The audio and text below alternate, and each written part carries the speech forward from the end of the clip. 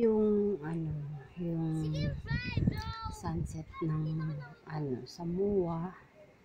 Ayan, ang ganda. Sinadya talaga namin na pumunta dito ng mga ganitong time para ayun, makuha ko yung sunset hanggang sa mawala yung pinakasan. Yan. Ang daming taong nag-aabang lagi din sa sunset na yan. Dito naman sumasakay yung yung iba. Yan, ang daming tao.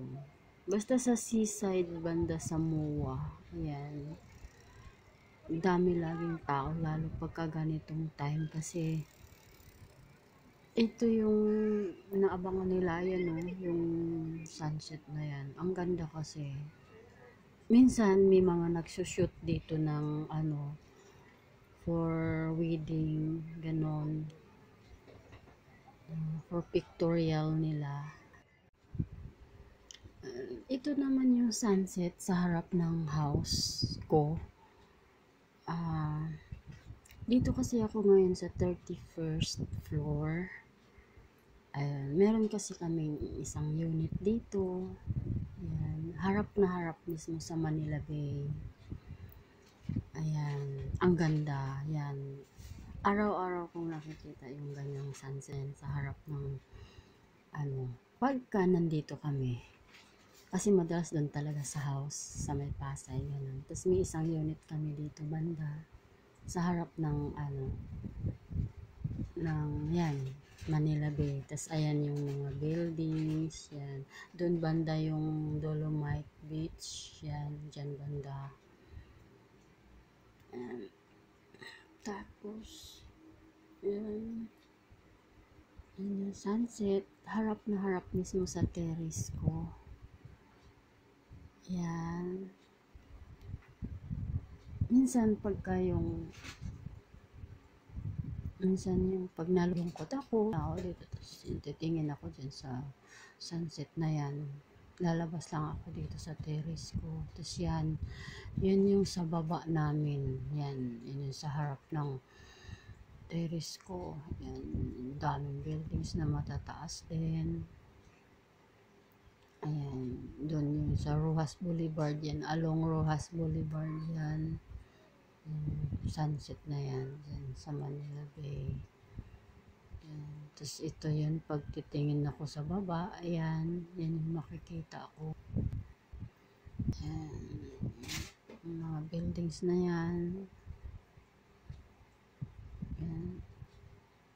Pagka nakatingin ako dyan sa sunset na yan, parang stress free na ako. Yan. Yan sa harapan ng yung mga building na yan. Minsan parang once a week, minsan thrice a month. Yan. Pagka gusto ko lang magpakataas.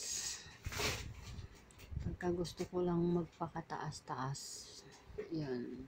Para may matatanaw ako marami. Punta lang ako dito. Yan yung mga kapitbahay ko na di ko sila kilala.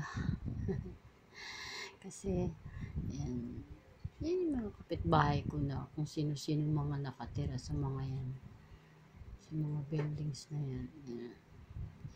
Pero happy kasi nakikita ko yung sunset. Ayan, talagang tanaw na tanaw talaga. Araw-araw yan, may sunset yan. Yan sa harapan. Yan. Dolomite. Actually, Dolomite Beach yun dyan eh. Pagpupunta ka dyan sa malapit dyan. Andyan yung Dolomite Beach na yan dyan. Nandito lang kasi ako sa taas. Sa 31st floor ako. Mataas. Yan yung pinaka-sunset sa harap ng terrace ko. Dito lang ako, upo lang ako. Tapos tingin. Diyan. Nawawala na yung lungkot ko. Stress-free na ako. Ganun lang. Happy lang.